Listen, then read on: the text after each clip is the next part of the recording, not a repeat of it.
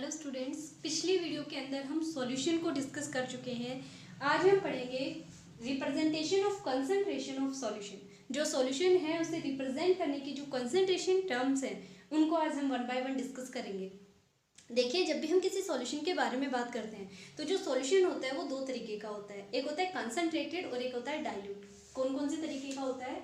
एक होता है कंसंट्रेटेड और दूसरा कौन सा होता है? डाइल्यूट।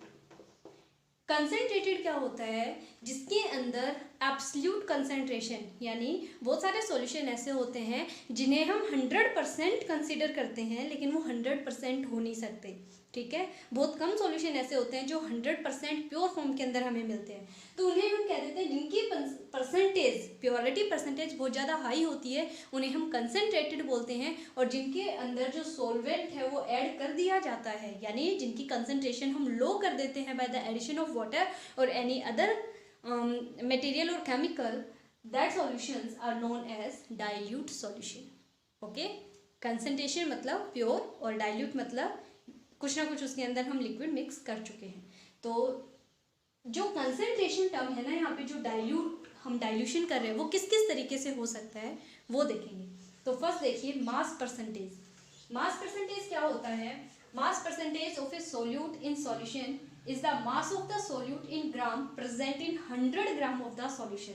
यानी बहुत ही सिंपल सी डेफिनेशन है इसकी। मास परसेंटेज क्या होता है?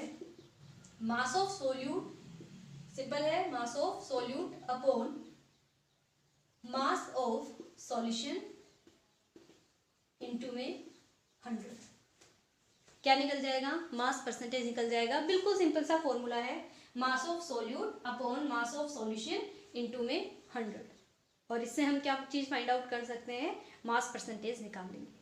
ठीक है, जो भी सॉल्यूट दिया हुआ हो उसका मास ऊपर लिखना है और जो पूरा सॉल्यूशन, देखो यहाँ पे मैं सॉल्वेंट की बात नहीं कर रही हूँ, किसकी बात कर रही हूँ? सॉल्यूशन की बात कर रही हूँ, तो मास ऑफ सॉल्यूशन लिखना है और मल्टीप्लाई बाय 100 कर देंगे। नेक्स्ट देखिए strength. It is defined as the amount of solute in gram. Solute तो किस में होना चाहिए? ग्राम में, यानी क्या दे दिया इसका? मास प्रेजेंट पर लीटर ऑफ द सॉल्यूशन। और जो सॉल्यूशन है उसका क्या दिया हुआ है? पर लीटर में दे रखा है, यानी वॉल्यूम दे दिया। तो स्ट्रेंथ को याद रखें, किस तरीके से डिफाइन करनी है? Strength is equal to mass of solute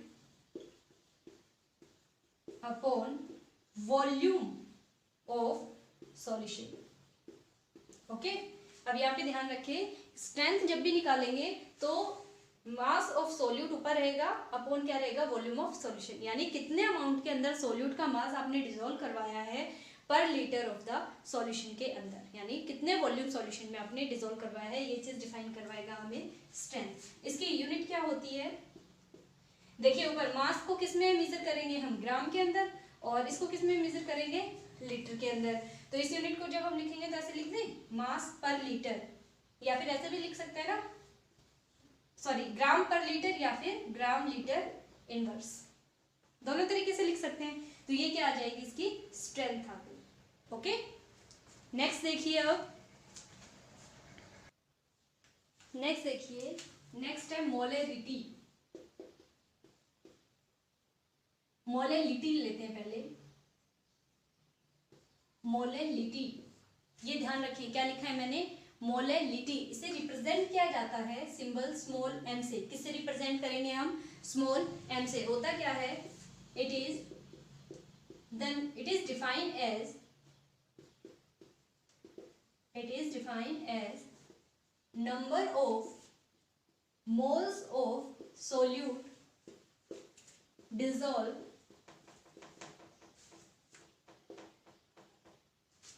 per kg of the solvent। Molality क्या होता है? It is defined as number of moles of solute dissolve per KG of the solvent. तो हम क्या कहेंगे? क्या टर्म है? मोलेलिटी। देखिए फॉर्मूला, मोलेलिटी यानी small m is equal to क्या होगा? Moles of solute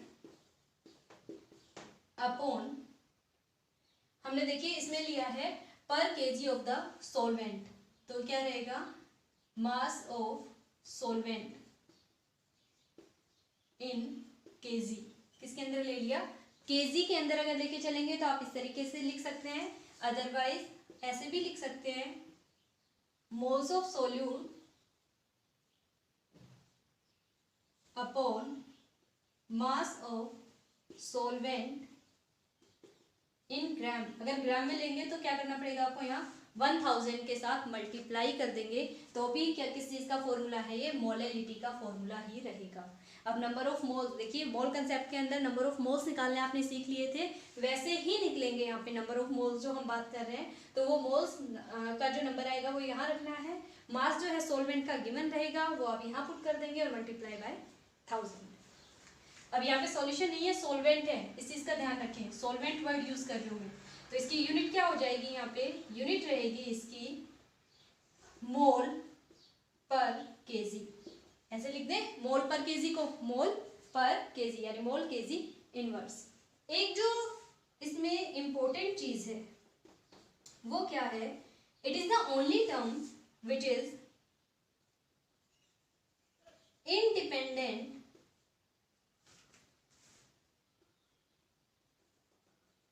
of temperature.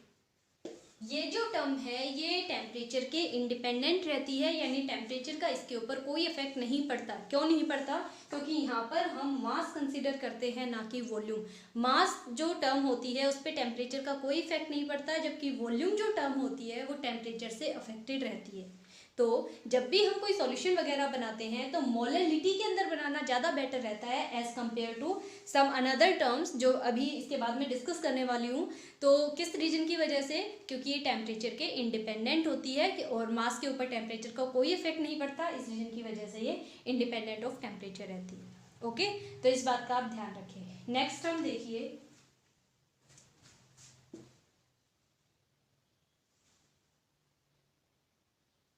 मैं इसी में चेंज कर रही हूँ, आप अपने दोबारा से लिखेंगे।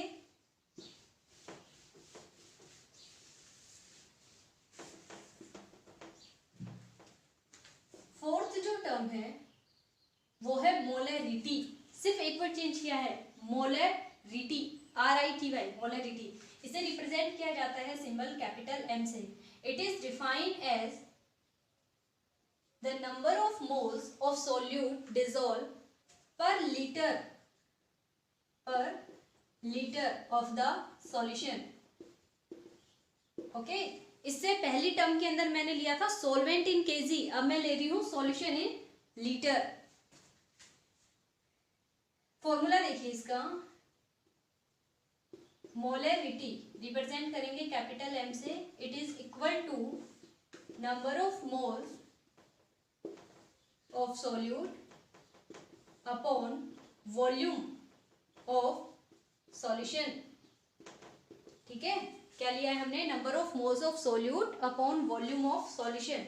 ये छोटी छोटी टर्म्स हैं, आपको ध्यान रखनी पड़ेंगी, बार बार प्रैक्टिस करेंगे तभी याद रह पाएंगी।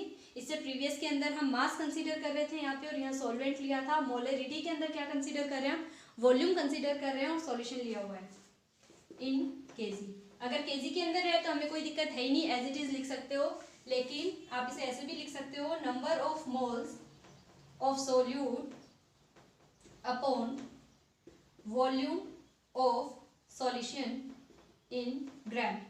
और अगर ग्राम के अंदर सॉल्यूशन की जो वॉल्यूम है वो लेके चलेंगे तो यहाँ कितने से मल्टीप्लाई करना पड़ेगा आपको, सॉरी केजी में नहीं, हमने लीटर के अंदर लिया हुआ है, आप लीटर कंसीडर करें, यहाँ पे ml कंसीडर करें। ये मैंने गलत लिख दिया, आप ठीक कर ले इसे, क्योंकि यहाँ पे हमने ऑलरेडी लीटर कंसीडर किया हुआ है। तो यहाँ भी क्या लेके चलना पड़ेगा आपको, लीटर लेके चलना पड़ेगा, और यहाँ क्या लेके चलेंगे हम, volume of solution in ml। और जब ml में कन्वर्ट करेंगे लीटर को तभी कितने से मल्टीप्लाई करेंगे, आप इसे 1000 से ही मल्टीप्लाई करेंगे। यूनिट देखिए, इसके लिए यूनिट क्या रहेगी, मोल पर लीटर। क्या रहेगी, मोल पर लीटर, या फिर क्या लिख सकते हैं आप, मोल लीटर इनवर्स। तो ये मोलैरिटी है। डिफरेंस भी आपको साथ साथ लिखने हैं मोलैरिटी और मोलैलिटी के अंदर।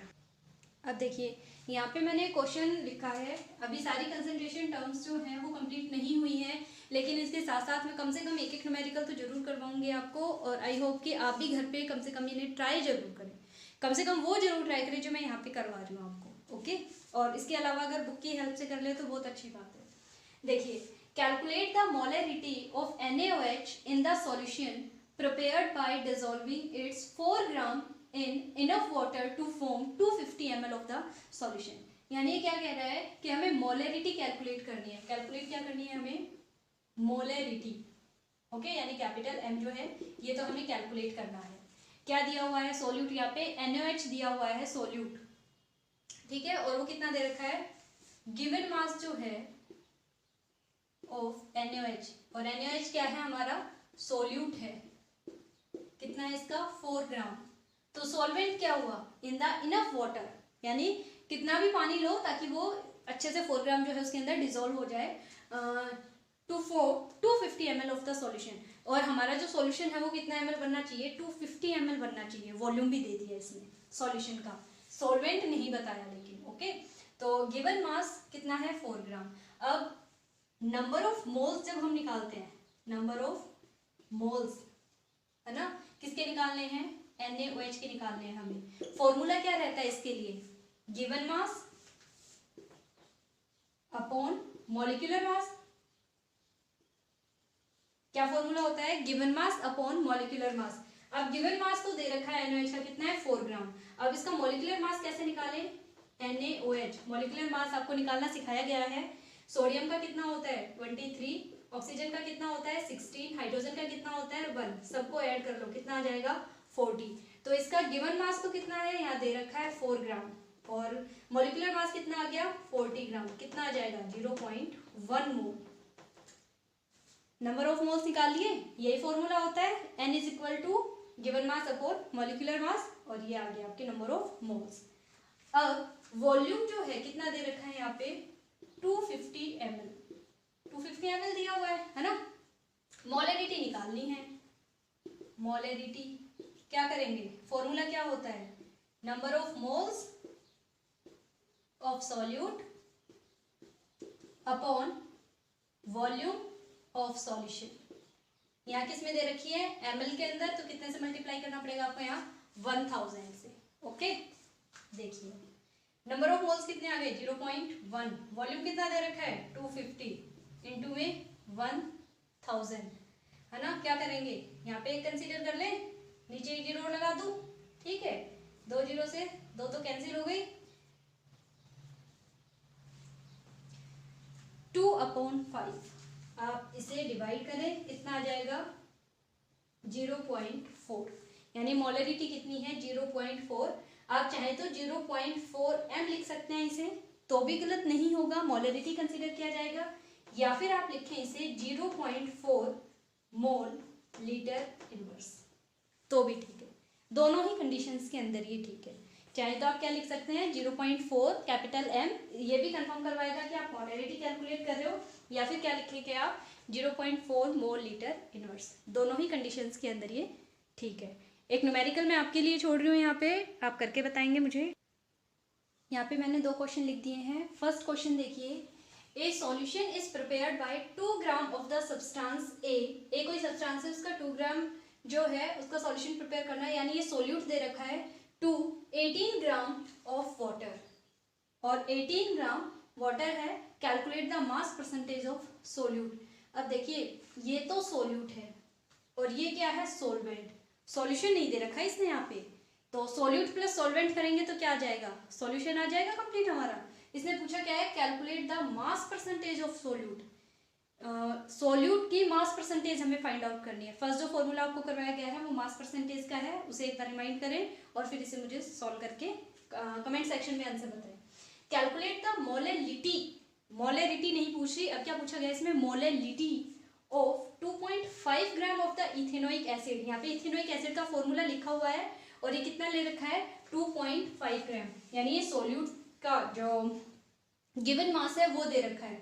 गिवन मास दे रखा है, फॉर्मूला लिखा हुआ है, मॉलिक्यूलर मास आप यहाँ से निकाल लेंगे और उसके बाद नंबर ऑफ मोल्स निकालेंगे पहले, और 75 ग्राम ऑफ बेंजीन सॉल्वेंट का मास दिया हुआ है। फॉर्मूले में फिर पुट करें और आंसर आ जाएगा। ठीक है, तो आप इन्हें ट्राई करें और आंसर मुझे बताएं कमेंट सेक्शन के अंदर।